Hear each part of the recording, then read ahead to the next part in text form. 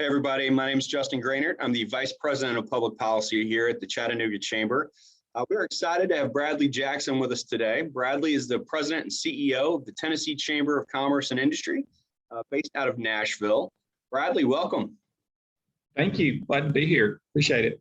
It's really great to have you. And I know we do a lot of sort of collaborative work. So I wanted to kind of take a little bit of time to get into some of that. But first of all, for those of our members that are watching this that don't know much about you, give us a little bit of your background prior to joining the chamber and talk about your role as the president of the chamber a little bit. Sure. Well, it's grew up in Lawrenceburg, Tennessee, went to the University of Tennessee, Knoxville, graduated in political science, and there was an internship up here in Nashville. So I started doing that, then met my wife, and we, made Nashville home. I started in the comptroller's office as a research analyst.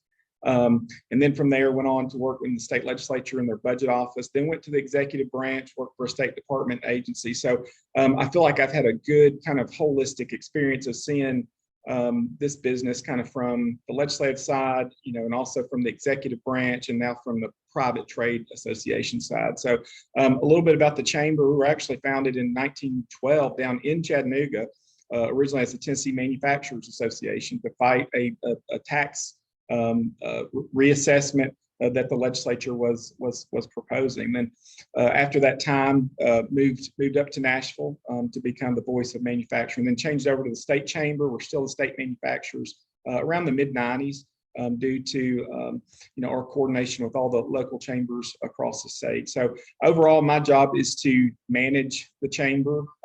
We all know in any type of management, it's almost like we're a small business. We have to look at revenue, we have to look at operations, but we are very much focused on what we see our customers, which are our members, which is about 650 all across the state. Most of them, larger, businesses that kind of Tennessee brand names that and our mission is pretty simple. We want Tennessee to have the best business climate in the nation. So we look at everything that impacts that: workforce, taxes. We do a lot of seminars for businesses to keep them updated. So we feel like that's kind of our lane, is to help businesses and manufacturers and make sure Tennessee has a great business climate. So that's a great answer, and that sums up a lot of what I've learned about your work at the statewide level. Talk about sort of how we interact together, right? It's sort of funny when things that the U.S. Chamber do get people hired, we get phone calls, and I'm sure you get a lot of that too, but we're really not related per se, but there is a lot of coordination, a lot of back and forth with our organizations. Talk a little bit about the relationship that the state chamber has with local chambers and ways that we've sort of worked on things to kind of help move the ball in the state. Sure.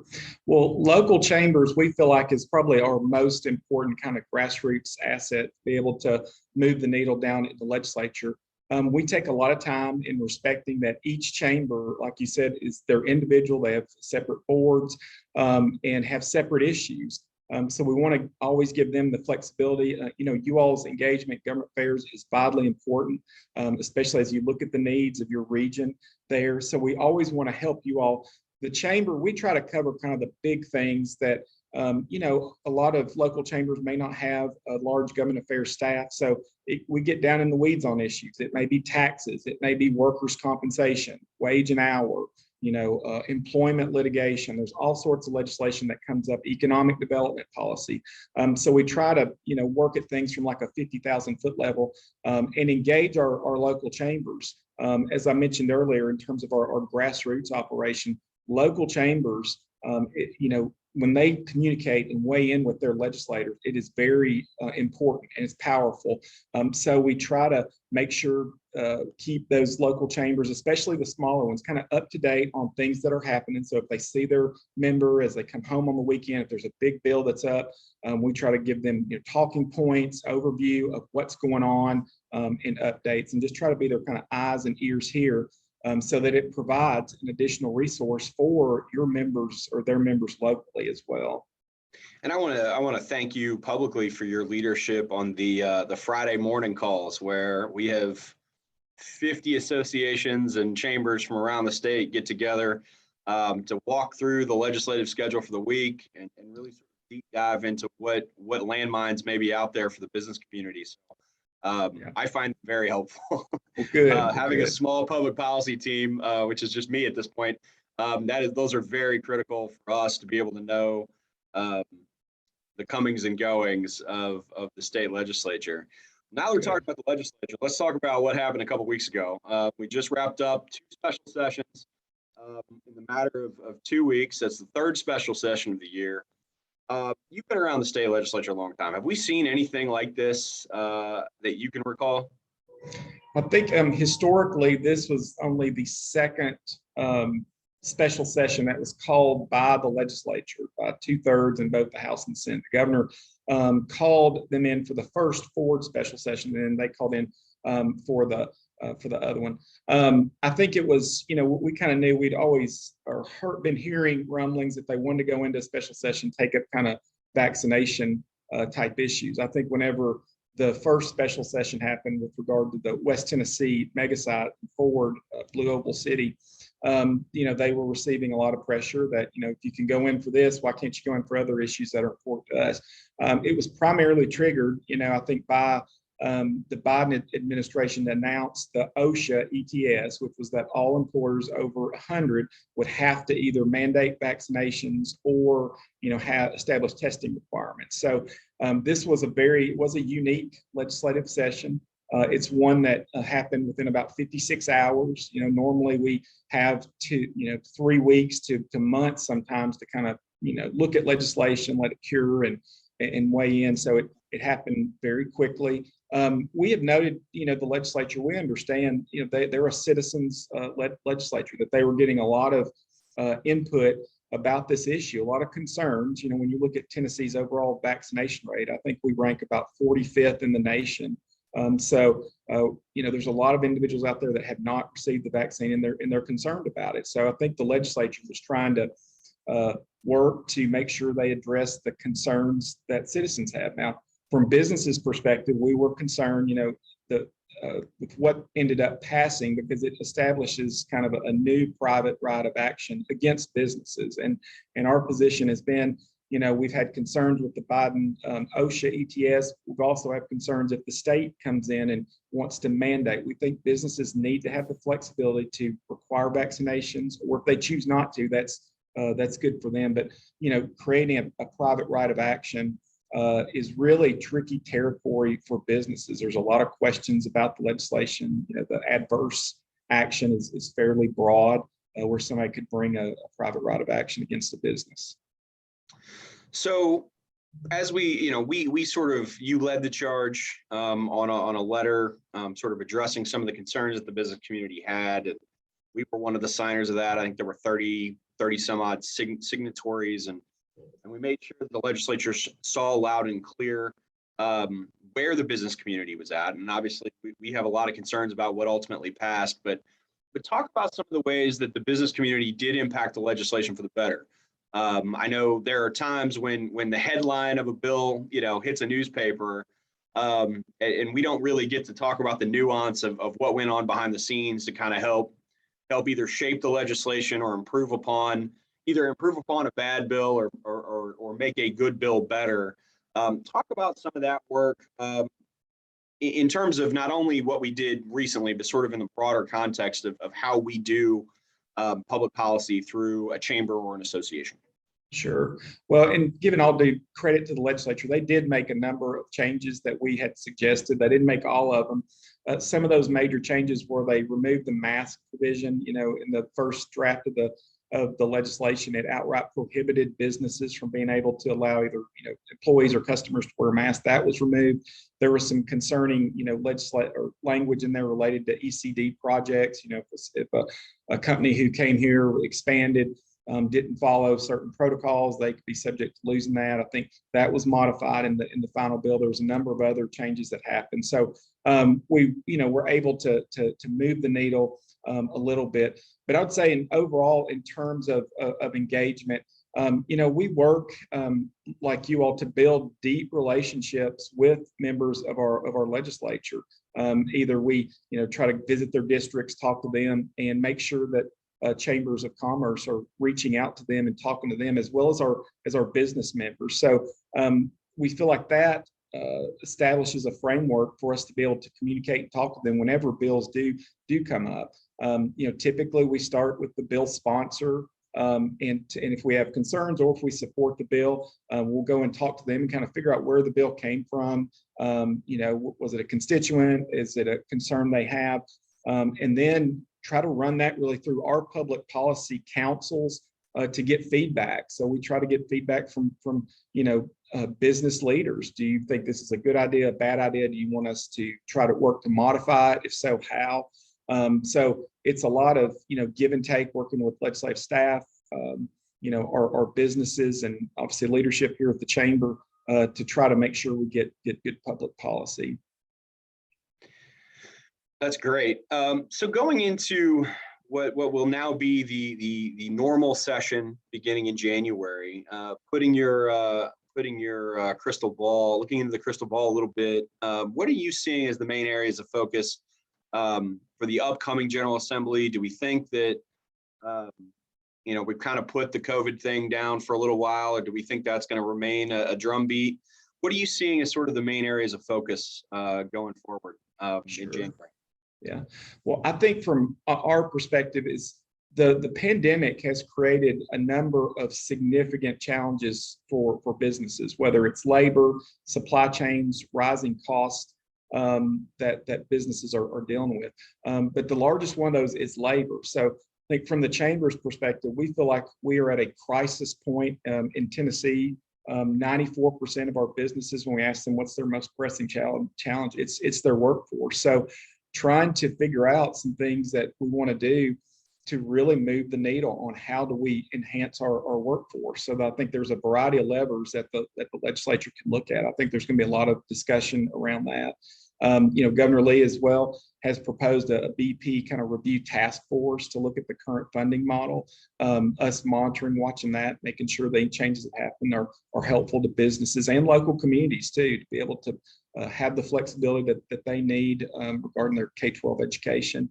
I think too, a lot of other discussions around, childcare. When you look at our workforce and the disruptions, there's a lot of people that are caretakers or they're home with their children. They're interested in going back into the workforce, but they just have a lot of challenges there. Tennessee, our workforce participation rate is about at 60%. So, if we enhance that by just 5%, it would result in, 50,000 or more individuals coming back into the workforce. And given the amount of unfilled positions that businesses have, I think in terms of the COVID, COVID bill that passed the chamber, we do have some suggestions that we think would help to provide some clarity for businesses. One example is, if an employer does try to work with their employee, instead of requiring vaccinations, and allow them to do weekly testing, then that should not be an adverse action. Nor should employer policies where they're trying to incentivize workers to get the vaccination. Those shouldn't be adverse as well. But I think there's a lot of discussion too around tax issues. Tennessee has done extraordinarily well. Last fiscal year, they finished with about $2.2 billion over collections. We're in the third month of the current fiscal year, and we're already 900 million over. So I think for the business community, it's an opportunity to really think through: what modifications do we need to make sure that Tennessee is competitive? As we compete for businesses in our existing businesces. Is there an opportunity to look at the tax rates? Also, what sort of investments does the business community? Certainly with infrastructure, in workforce and education, we've had a lot of federal funds that have been coming here that Governor Lee and legislative leaders have really utilized with a focus to enhance our workforce and infrastructure that we're grateful for. So I think it'll be a lot of different issues. That's kind of what we're hearing as well, and looking forward to kind of getting into those and maybe getting away from some of this pandemic talk. I think we're all kind of burnt out at that at this point, and hopefully we're on the back end. I'm going to knock on wood as I say that, because I probably just jinxed it. But So as we head into the next legislative session, and businesses are more and more being impacted by public policy. We have the back and forth with the federal government on vaccine mandates. We have the state sort of taking the exact opposite approach. Obviously, it was reported last night that OSHA is not planning on enforcing the vaccine mandate for now, while it's sort of in the courts. So that does at least provide a little bit of clarity in the short term for businesses. But what ways do you suggest for our member businesses to get involved, aside from just relying on their chamber relationship to kind of advocate at the state level? What do you sort of suggest to some of those broader companies or even local chambers to help encourage more folks to get engaged? Yeah, well, I think for we've seen studies that show if employers talk to their employees about issues that come up and how that impacts their operating environment, costs or supply chains, employees listen to that. They don't want to necessarily weigh in on other type issues, but if they talk to them about how current issues impact them, I think encourage employees to register to vote. Be active. We're a citizen democracy. Being a member of your local chamber, I think, is vitally important, and being passionate about good public policy. We see that all over Tennessee. I think overall for employers, though, employers want to be compliant. I think in the legislature, there was a lot of talk. Is our businesses really going to follow the OSHA ETS? And we're like, yes, businesses have to. They have to be compliant for what they need to do. So anything that government does really impacts them, especially if you have large operations and in a variety of sectors. So I think showing your employees that you care about them, you care about good public policy is really important. Well, and I want to give you a shout out to a lot of the webinars you do. One of the things that we've been successful with, I know you guys have as well, is really being that resource for member businesses, especially when you have this level of confusion going on. And we sort of deal with our news in sound bites and talking points, and there's so much nuance in a 230-page OSHA rule. Really being able to be that voice. So having those platforms and outlets that aren't necessarily just for members, but for the broader business community is really important. And we appreciate the work you do. I'll be honest, I've used some of it in our stuff too. It's really great.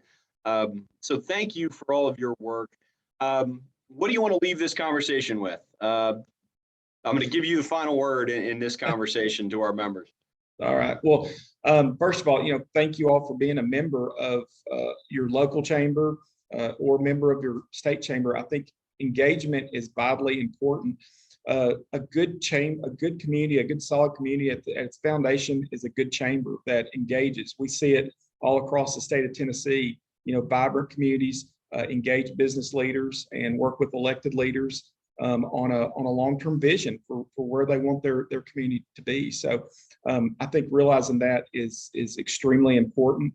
Also realizing that weighing in, talking to your legislators, it's a very important thing. They want to hear from you, and they need to hear from you about issues that impact you, and just overall staying engaged.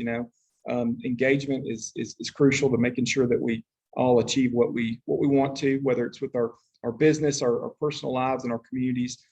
Local chambers are vitally important, and you all do a great job, Justin. We engage with you all frequently. You are extremely helpful, and we're just proud to have you all as a strong partner. Well, and I can't say it any better. We're proud to call you a partner and an ally, and we look to you and Ryan and your whole team. So thank you for what you do. Thanks for joining us today, and again, we look forward to a couple more of these conversations. And let us know when you're down here next, and we'll show you around a little more. How about that? Sounds great. Sounds great. Awesome. Thanks, Justin. Bradley, appreciate your time today. Everybody, thank you for joining us. We'll be back in a couple of weeks with another Chamber Chat. Have a great day.